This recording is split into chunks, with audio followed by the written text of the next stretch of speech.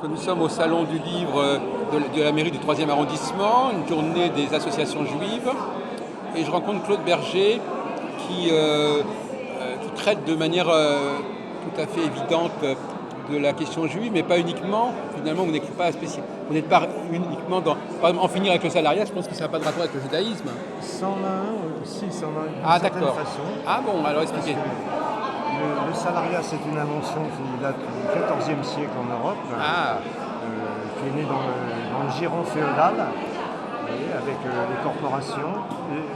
Et à ce moment-là, le salariat, c'est les marchands qui essaient de s'approprier le travail. Donc c'est la marchandisation du travail, ça commence au XIVe siècle et ça prend acte à la Révolution française avec les décrets de Chapelier et donc 1791. Et curieusement, le judaïsme a enfanté du kibbutz, et maintenant du kibbutz urbain, qui est une forme collective non salariale. Donc, à mon sens, le salariat provient de la sécularisation de la pensée chrétienne, et le kibbutz provient de la sécularisation de la pensée juive. d'accord. Donc ça a un lien très fort. Très bien.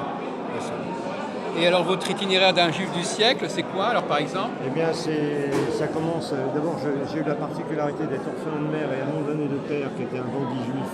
Ce juif, c'est pas un diplôme. Oui. Et donc, là-dessus, j'ai eu l'étoile jaune à 6 ans. J'étais placé chez les grands-parents.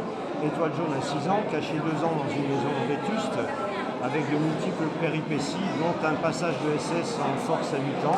Vous en souvenez de cette période? Absolument, je l'écris. Comme je n'avais pas de parents, j'étais obligé de mémoriser et d'analyser tout ce qui venait de l'extérieur.